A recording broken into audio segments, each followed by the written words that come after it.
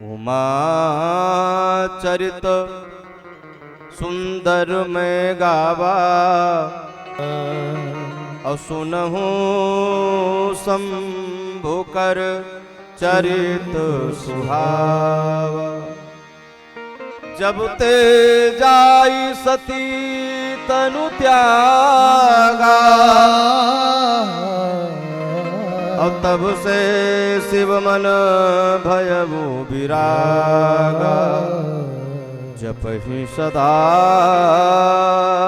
रघुनायक नामा, जहाँ तहाँ सुनहि राम गुण ग्रामा।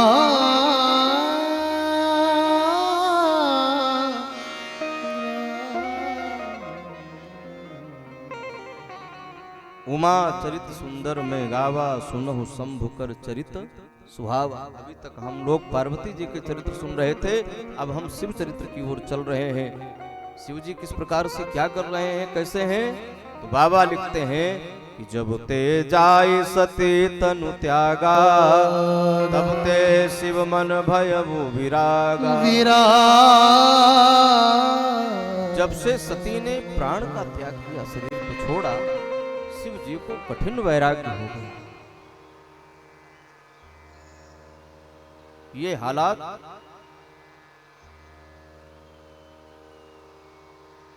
शिव जी की। शिव पुराण में तो इतना तक लिखा है कि हिमालय के गुफा में जहां खूब बर्फ गिरते हैं, उन गुफाओं में बैठकर भगवान शिव दिन रात सती के लिए रोते रहते हैं। सती के लिए दिन रात आंसू बहाते हैं। जपहि सदा रघुनायक नामा, जहां तहां सुनहि राम गुण ग्रामा। जब से सती जी से साथ छूटा है भगवान शिव का, कतहु मुनिन उपदेश है ज्ञाना, कतहु राम गुण करहि बखाना। जदपि अकाम तदपि भगवाना, भगत बिरह दुख दुखित सुजाना। ये शिव जी की दिनचर्या है। यहाँ एक दिन भगवान शिव बैठे थे ध्यान में, और जब ये ध्यान में बैठे, अचानक आज इनके समक्ष भगवान श्री राम भद्र प्रकट हो गए।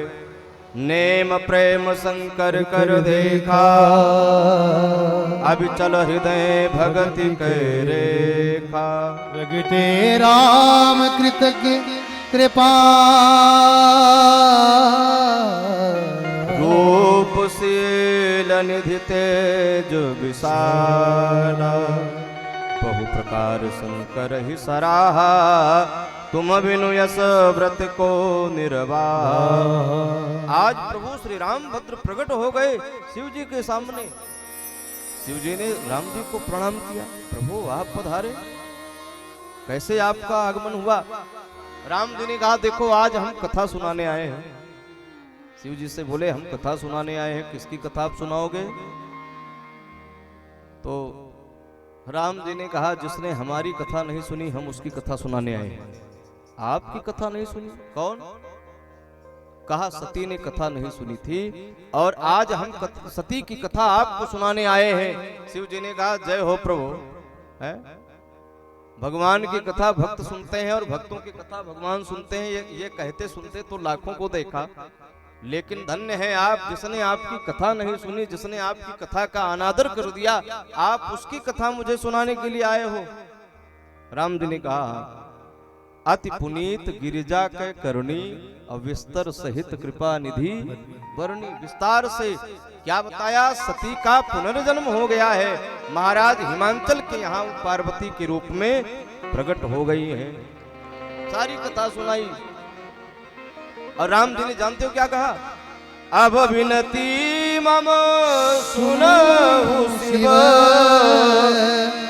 जो पर निज लेहु। जाय विवाह हुसैल जही, यह मोहि मांगे दे।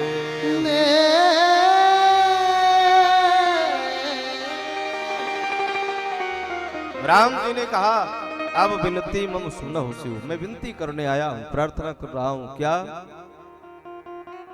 अगर मुझ पर थोड़ा भी स्नेह है, आपको प्रेम है मुझसे, तो जाय विवाह उस शैलज। शैलजा नाम पार्वती जी का। आप पार्वती जी के साथ विवाह करो, यह मोहि मांगे देव। भगवान शिव ने सुना तो विचार करने लगे। कहा शिव यद्यपि उचित यह नाही, लेकिन नाथ बचन पुनि मेटि न जाहि। मातु पिता गुरु प्रभु के बानी, मातु पिता प्रभु गुरु के बानी। मातु पिता गुरु प्रभु के बानी, बिनहि विचार तेरे शुभ दानी। मातु पिता गुरु प्रभु के बानी, बिनहि विचार तेरे शुभ दानी। बिनहि विचार तेरे शुभ दानी, बिनहि विचार तेरे शुभ दानी। भोलेनाथ ने कहा शिव यद्यपि उचित यह नहीं, उचित तो नहीं है, पर नाथ वचन पुनि मेटि न जाहि। सरकार आपके वचनों को मैं मेटूं कैसे? मेट नहीं सकता।